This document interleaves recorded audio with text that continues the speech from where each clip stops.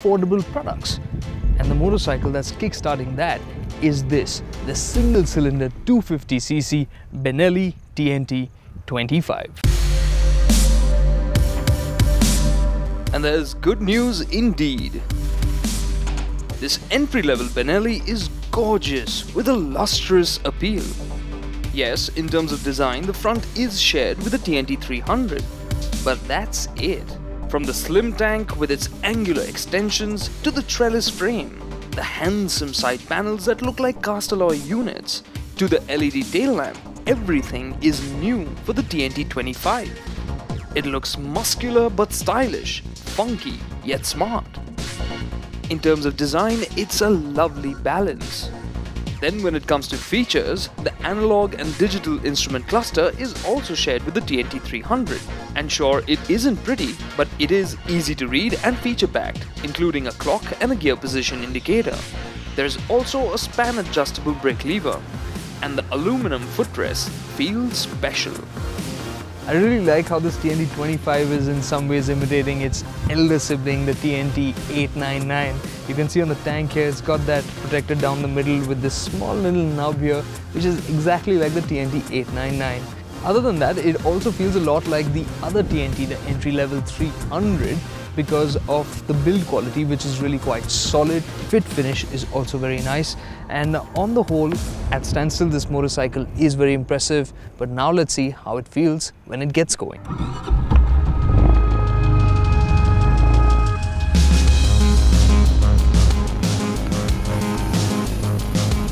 First, the cold numbers.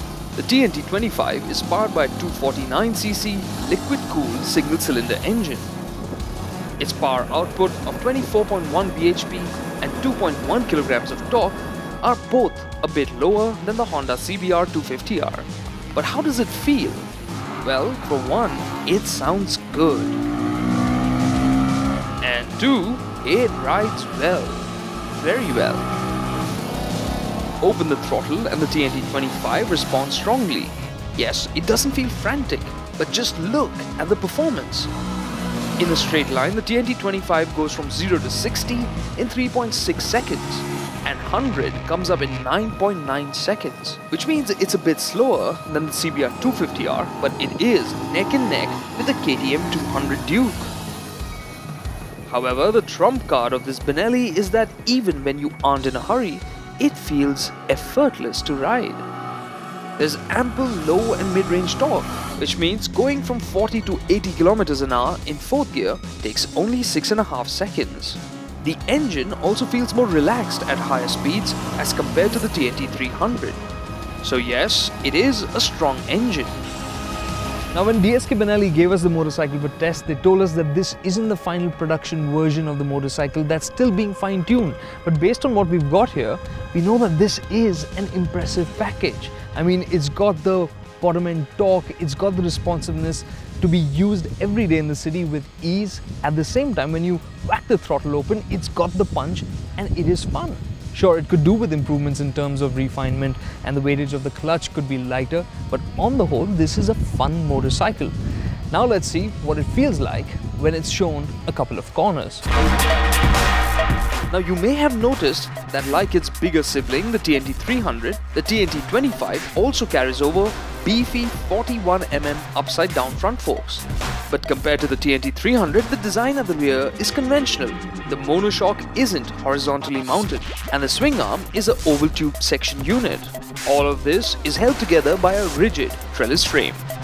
In terms of brakes, the TNT 25 uses a single 280mm disc at the front and a 240mm disc at the rear. And this was the only area where it felt a bit lacking. While stopping power was decent at best, the effort required was high and the feel was wooden. But DSK Benneli tell us that the brakes are likely to be revised and brought up to scratch with the rest of the package, which is very enjoyable. At 150 kilos, the TNT 25 is pretty light and the Benneli DNA really shines through. It's really impressive, down from the TNT 899 to the TNT 300 and now the TNT 25. There's this common Benneli DNA that is just so apparent in the way the motorcycles handle. The TNT 25 has that same smoothness yet precision through the corners. It isn't the most aggressive and hyper motorcycle through corners, but nonetheless, it is very sporty, it is quick, and it is a lot of fun. Now, Benneli are always clear that their motorcycles have to be fun and sporty, but at the same time, they have to be usable on a day-to-day basis. So let's see how the TNT 25 does on that front. The TNT 25 scores very well on practicality. It nails the ergonomics perfectly, offering a setup that can be enjoyed in the city and over long distances as well. And out on the highway, you will surely appreciate the TNT 25's planted feel and its generous 16.5-litre fuel tank. The ride quality is great too, the Benneli soaking up bumps and potholes easily. Rounding off its very sensible nature is a city fuel efficiency of 29.8 kilometers per litre and 30.5 kilometers per litre on the highway.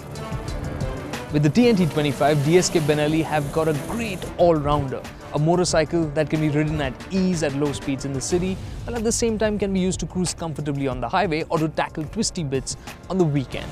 Yes, it has a couple of rough edges, a few shortcomings which are likely to be ironed out before the motorcycle hits showrooms.